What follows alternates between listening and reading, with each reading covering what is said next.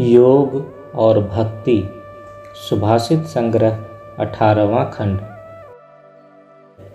जब कुल कुंडलिनी आज्ञा चक्र में पहुँचती है और भक्ति आत्यंतिक रूप से प्रगाढ़ होती है, तब उस दशा की समाधि को साष्टी समाधि कहते हैं।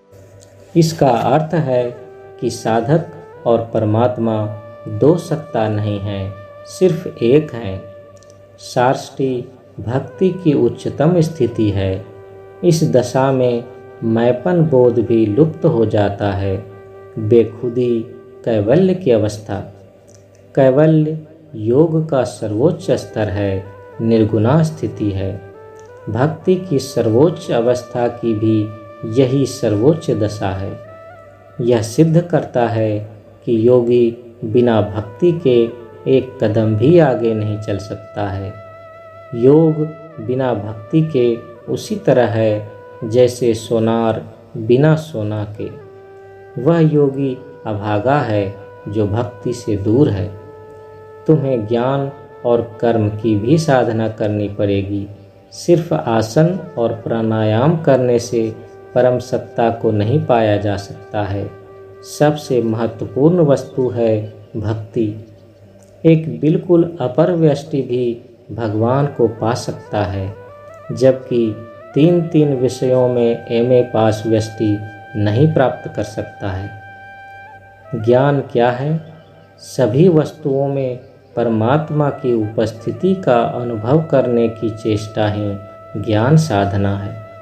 सभी वस्तुओं में परमात्मा की सत्ता को अनुभव करने के लिए मनुष्य आध्यात्मिक साधना करते हैं। वे सभी वस्तुओं में नहीं हैं, बल्कि सभी वस्तुएं उन्हीं में हैं।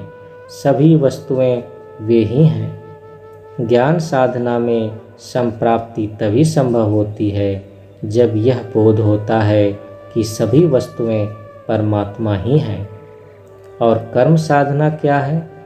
भौतिक विश्व में सभी व्यष्टि में कार्य करने की संभावना है, किंतु यदा कदा ही कोई 100% संभावना का उपयोग कर्म में कर सकता है। यहाँ तक कि महान सुधारक भी सिर्फ 10% संभावना का ही उपयोग कर पाते हैं। 90% का उपयोग हो ही नहीं पाता।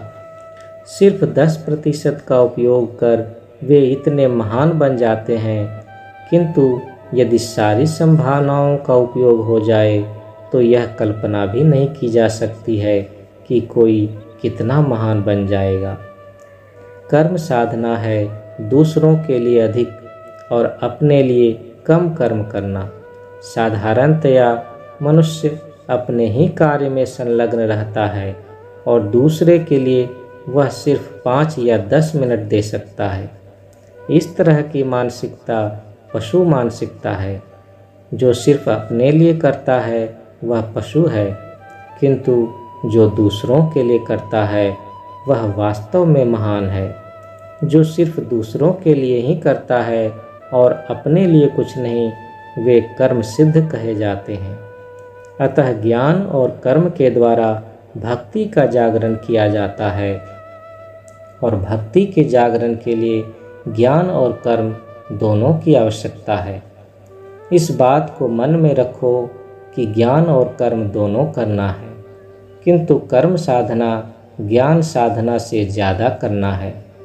जब कर्म के बनिस्पत ज्ञान साधना ज़्यादा हो जाए तो अहंकार पैदा होने की संभावना बढ़ जाती है, जिसका परिणाम पतन में होता है। अभिमानम सुरापानम गौरवम रौरवम ध्रुवम प्रतिष्ठा शुक्रिविष्ठा त्रयम त्यक्त्वा हरिम भजेत। जब ज्ञान से अधिक कर्म किए जाते हैं तब भक्ति जग जाती है। तब योगी परमात्मा की तरफ बढ़ सकता है, इसके पहले नहीं। एक योगी संपूर्ण रूप से भक्ति पर आश्रित रहता है। जहाँ भक्ति नहीं है, उस योगी का हृदय मरुभूमि की तरह बंजर हो जाता है। एक साधक का हृदय मिट्टी की तरह होता है। इष्ट मंत्र बीज है और भक्ति जल के समान है। जहाँ भक्ति की ठंडी फुहार नहीं है, उस मरुभूमि में बीज बोना व्यर्थ है। अतः एक आदर्श योगी बनना सबका लक्ष्य है, किंतु यह याद रखना चाहिए कि भक्ति अवश्य ही जगाई जाए। मानव जीवन में यदि भक्ति का उदय न हो तो वह जीवन व्यर्थ हो जाता है। एक 5 वर्ष के बालक में यदि भक्ति है तो वह 80 साल के अभक्त व्यष्टि द्वारा प्रणम्य है। यह इसलिए कि भक्ति ही परम है। यहाँ तक कि महान ज्ञानी शंकराचार्य ने भी स्वीकार किया है कि मोक्ष कारण समग्रयाम भक्तिरेव गरीयसी। इसलिए मोक्ष प्राप्त करने के लिए भक्ति अन्य साधनों की अपेक्षा श्रेष्ठ है। एक साधक को जो भी करना हो वह सिर्फ भक्ति जगाने के लिए ही करना है। वह भक्ति के अतिरिक्त अन्य किसी चीज़ का भिखारी नहीं है। जब किसी को एक बार भक्ति प्राप्त हो जाती है तब वह भिखारी नहीं सम्राट बन जाता है।